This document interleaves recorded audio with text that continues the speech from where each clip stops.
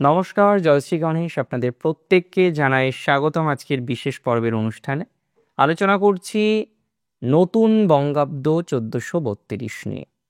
ভালো থাকবেন কতটা, খারাপ থাকবেন কতটা, সাবধানে কিভাবে থাকবেন, আর কোন কোন বিষয়গুলো নিউ ইয়ার রেজলিউশনে অ্যাড করতেই হবে, সেই বিষয়টা নিয়ে আমরা বিস্তারিত আলোচনা করব, চর্চা করার চেষ্টা করব। তো প্রথমেই আপনাদের জানানোর চেষ্টা করি 1432 বঙ্গাব্দ কর্কট রাশির জাতক জাতিকাদের যথেষ্ট ভালো। কারণ এতদিন একটা দীর্ঘমেয়াদী সমস্যায় ছিলেন। ঢায়া নামক একটি বিষয় আপনার জীবন চক্রকে নানা রকমভাবে অতিষ্ঠ করে তুলছিল।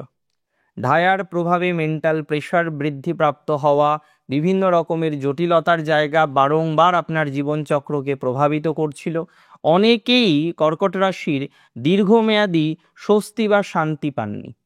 একটা প্রেশার, একটা মানসিক প্রেশার, কোথাও যেন গিয়ে বারবার সেই যন্ত্রণা, বারবার সেই প্রেশারটা আপনার জীবনচক্রকে প্রভাবিত করছিল।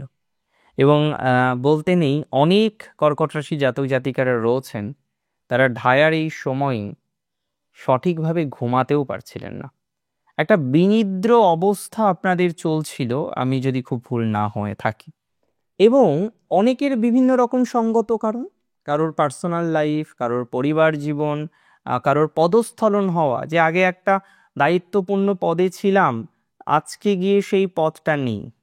তাহলে যখন দায়িত্বপূর্ণ পদগুলো থাকে না, তখন জীবনচক্রে প্রচুর কষ্ট হয়। কারণ একবার আপগ্রেড করার পর ব্যাকওয়ার্ড আসাটা খুব কষ্টের। একবার জীবনচক্রকে ডেভেলপ করে নেওয়ার পর, দেখুন, মানিয়ে আমরা প্রত্যেকে নিতে পারি, কিন্তু এটা বাস্তব যে আপনি যখন একবার নিজেকে আপগ্রেড করে ফেললেন, একবার যখন আপনি এগিয়ে নিয়ে গেলেন আর একটু বেশি, তারপরে গিয়ে না নিচের দিকে নামাটা খুব কঠিন, খুব কষ্টের। তো কর্কটের ক্ষেত্রে আমরা এই ধরনের কিছু সিনারিও দেখলাম, যে কারণে বিনিদ্র অবস্থা চললো, টেনশন চললো। নতুন বঙ্গাব্দ কি কিছু খুশির সংবাদ নিয়ে আসছে? দেখুন, নতুন বঙ্গাব্দে গ্রহগত অবস্থান কিছু খুশির সংবাদ নিয়ে আসতে পারে।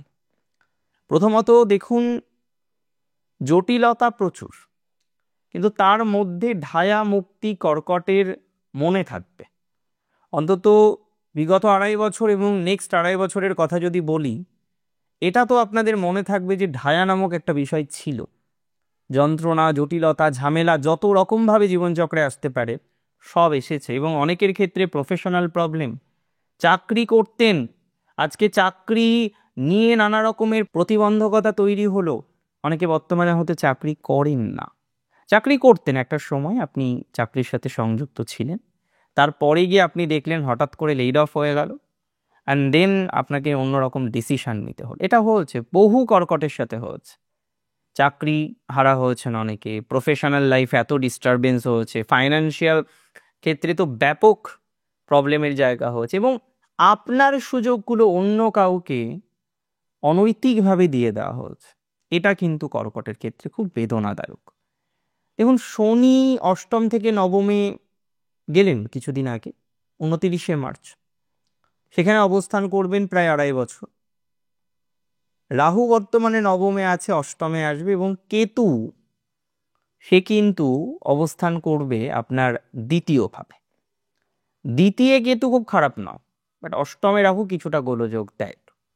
তো আমি বলবো 1432 বঙ্গাব্দ কিছু দিক থেকে খুবই ভালো, কয়েকটি দিক থেকে সচেতনতা রাখতে হবে। ভালোগুলো আগে বলি।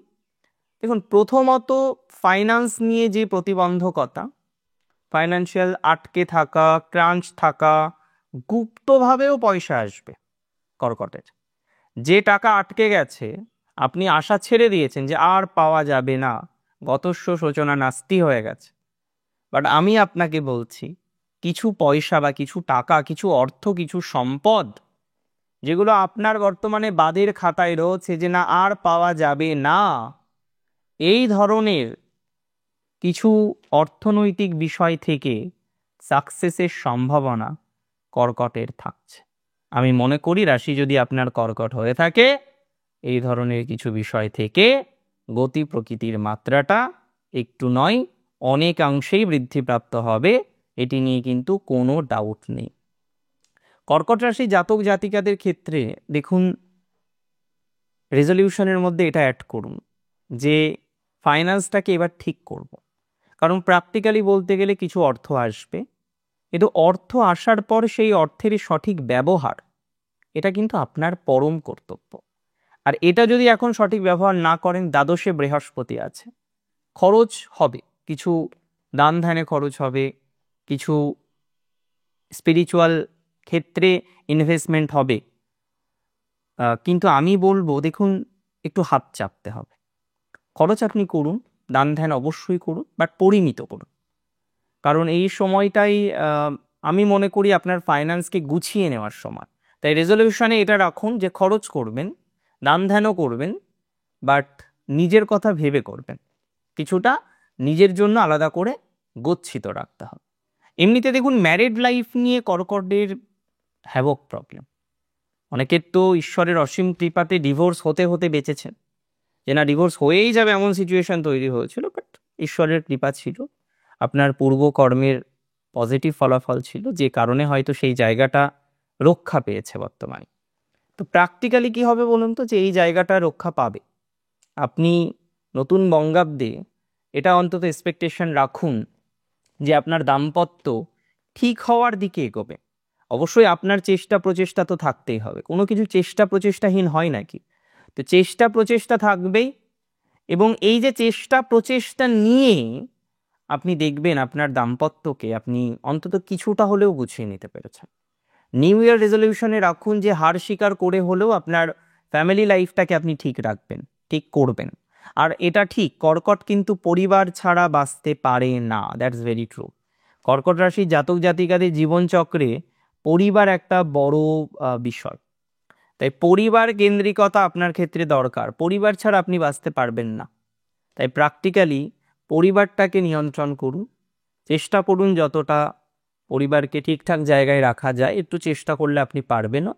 তাই আমি আপনাকে পরামর্শ দেব যে একটু ছোট হতে হলেও, একটু হার স্বীকার করতে হলেও, একটু ত্যাগ স্বীকার করতে হলেও একটু ঠিক করে নিন। আর ইনলস প্রবলেম কর্কটের ছিল, এখনও আছে, ভবিষ্যতে থাকবে কিনা সেটা সময় বলে দেবে।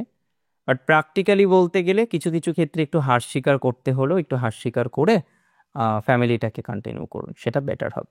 তাহলে নিউ ইয়ার রেজলিউশনের 2 নম্বর পয়েন্টটাও কিন্তু আমি আপনাদের শেয়ার করে দিলাম। তবে এবার যে জিনিসটা মাথায় রাখতেই হবে সেটা হলো রিলেশনশিপ। আর কর্কটের বিগত দিনে রিলেশনশিপ থেকে চিটিং আসা, বিভিন্ন রকমভাবে অপদস্থ হওয়া, এগুলো কনস্ট্যান্টলি চলেছে। আজকে যদি আমি প্রশ্ন করি, বহু কর্কট রাশি জাতক জাতিকারাই বলবেন যে দাদা রিলেশনশিপ থেকে চিটিং হয়ে গেছে, আর নতুন করে কি হবে বলুন। That is very true. রিলেশনশিপের ক্ষেত্রে চিটিং এসেছে, প্রচুর যন্ত্রণা এসেছে। আজকে দাঁড়িয়ে আপনি পরিকল্পনা করছেন যে যাতে রিলেশনশিপের জায়গাটা ঠিকঠাক জায়গায় নিয়ে আসা যায়। আমি মনে করি একটু যদি সময় দেন না, রিলেশনশিপের জায়গাটা ঠিকঠাক জায়গায় নিয়ে আসতে পারবে। তবে নতুন কিছু সম্পর্ক আসতে পারে, যাদের ব্রেকআপ হয়ে গিয়েছে এবং খুব বাজেভাবে ব্রেকআপ হয়েছে, কিছু কিছু কর্কটে খুব বাজেভাবে রিলেশনশিপ ব্রেকআপ হয়ে গিয়েছে। তা আমি মনে করি যাদের খুব বাজেভাবে রিলেশনশিপটা ব্রেকআপ হয়ে গেছে, তাদের একটা অপরচুনিটিস থাকবে, একটা গতি প্রকৃতি থাকতে পারে যে সেখানে রিলেশনশিপটা কিছুটা সঠিক মার্গে আসলো, সঠিক দিকে আসলো, তার একটা স্ট্রং পসিবিলিটিস রয়েছে। তবে একটা কথা মাথায় রাখতেই হচ্ছে যে নতুন রিলেশনশিপে যাওয়ার আগে একটু বুঝে শুনে রিলেশনশিপে যাবেন। একটা মানুষকে জানার সঙ্গে সঙ্গে, দেখার সাথে সাথে এটা ভেবে নেবেন না সে ভালো। অবশ্যই সে ভালো হতে পারে, পসিবল, বাট একটু বাজিয়ে নিয়ে তারপরে এগোন। কারণ অনেক ক্ষেত্রে আমরা দেখেছি কর্কট সরল রাশি, বহু ক্ষেত্রে আমরা দেখি যে কর্কট রাশি একটু যদি ভালোবাসা পায় না, সে সব কিছু ভুলে যেতে পারে। তো কর্কটকে এই জায়গাটাকে ঠিক রাখতে হবে যে ভালোবাসা পাচ্ছি, কিন্তু এটা বুঝতে হবে যে সেই মানুষটি আদতেও আমার জন্য সাপোর্টিভ, তো সেই মানুষটি আদতেও আমার জন্য পজিটিভ রেসপন্স বা পজিটিভ বার্তা নিয়ে আসবে, তো আগামীতে সেখান থেকে একটা বেটারমেন্ট হওয়ার প্রবাবিলিটি থাকছে। তো সমস্ত বিষয়টিকে আপনাকে বুঝে নিয়ে তারপরে এগোতে হবে। তাহলে নিউ ইয়ার রেজলিউশন এটাও রাখতে হবে যে হট করে হুটহাট করে কারোর সাথে সম্পর্কে যাব না। কর্কটের ক্ষেত্রে এটি কিন্তু প্রযোজ্য, যে হঠাৎ করেই হুটহাট করে একটা সম্পর্কে চলে গেলাম, প্লিজ ডোন্ট ডু দ্যাট। এটা একদমই করবেন না, এটা আপনার জন্য হার্মফুল, এটা আপনার জন্য এক্সট্রিমলি নেগেটিভ হতে পারে। সো আই বিলিভ যে এই বিষয়টিকে যদি আপনি নিয়ন্ত্রণ করতে পারেন, ম্যানেজ করতে পারেন, so you will be happy. আপনি ভালো থাকতে পারবেন, আপনি অনেকটা বেটার থাকতে পারবেন। ওয়েল, কর্কট রাশির জাতক জাতিকাদের ক্ষেত্রে একটা কথা মাথায় রাখুন, সেটি হচ্ছে আপনার পুরনো শত্রু। কথাই বলে দেখুন, শত্রু জিয়ে রাখতে নেই, হয় স্কিপ করে দূরে চলে যেতে হয় অথবা শত্রুকে দমন করতে হয়। আর কর্কটের শত্রু হচ্ছে ঘরোয়া, কর্কটের গুপ্ত শত্রু সমস্যাটা বেশি, কারণ কর্কটের সাথে সবাই ভালোভাবে কথা বলে আর কর্কটের উপস্থিতি সবাই এনজয়ও করে। বাট প্রবলেম হলো এত বেশি গুপ্ত শত্রু কর্কটের হয়ে যায়, এটা খুব কষ্টের। নতুন বাংলা বছরে গুপ্ত শত্রুর সংখ্যাটা কমে যাবে কিছুটা, বাট থাকবে, স্টিল ইট উইল এক্সিস্ট, এর পরেও এটা এক্সিস্ট করতে পারে। তবে আপনার স্থাবর সম্পত্তি নিয়ে কিছুটা পজিটিভিটি এক্সপেক্ট করছি, চাকরি নিয়ে কিছুটা পজিটিভিটি এক্সপেক্ট করছি।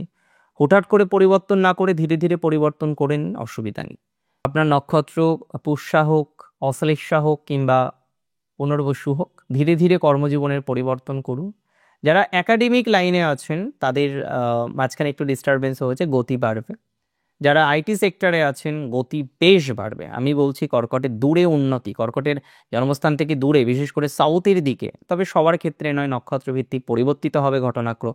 সো দূরের দিকে এনহান্সমেন্ট বা ডেভেলপমেন্ট ইট উইল কাম, সেটা আসবে, সেটা অগ্রগতির দিকে আপনাকে নিয়ে যেতে পারে। এতটুকু বার্তা আমি আপনাদেরকে প্রোভাইড করছে। তার সাথে সাথে আমি আপনাদের বলে রাখি, যদি রাশি আপনার কর্কট হয়ে থাকে, নিউ ইয়ার রেজলিউশনে আপনাকে কিন্তু রাখতে হবে যে সেটেলমেন্ট দূরে করব না, কোথাও এখন সেটেলমেন্ট করতে হবে না। বাড়ি যদি কিনতে হয়, ক্রয় করতে হয়, যারা বিশেষ করে আইটি সেক্টরে আছেন, এমএনসিতে আছেন, আপাতত দূরে আছেন, না এখনই কিন্তু সেটেল করবেন না, একটু সময় নিয়ে বাড়িঘর তৈরি করুন। আপাতত রেন্টে আছেন, রেন্টটাকে কন্টিনিউ করুন, কারণ এখনই সেটেলমেন্ট করলে কিন্তু সমস্যা, একটু টাইম নিয়ে সেটেলমেন্ট করলে ভালো হবে। তাহলে নিউ ইয়ার রেজলিউশনে আমরা এটা ভাববো যে অবশ্যই আমরা সেটেলমেন্ট করব, বাট একটু স্লো মুভমেন্ট করে। হঠাৎ করে সেটেলমেন্ট করে বসে থাকলাম, একগাদার ইনভেস্টমেন্ট হয়ে গেল, এটা করা যাবে না। তাহলে 1432 বঙ্গাব্দটাকে খুব সিম্পলভাবে দেখতে গেলে অনেক বিষয় ভালো, তবে সচেতনতা রাখতে হচ্ছে বেশ কিছু বিষয়। নতুন বাংলা বছরের রেজলিউশনটাকে ফলো করার চেষ্টা করবেন, সেটা হেল্প করবে আপনাকে গ্রো করার জন্য। অনেক ভালো থাকুন আপনারা প্রত্যেকে, সুস্থ থাকুন, স্বাভাবিক থাকুন। জয় শ্রী গণেশ।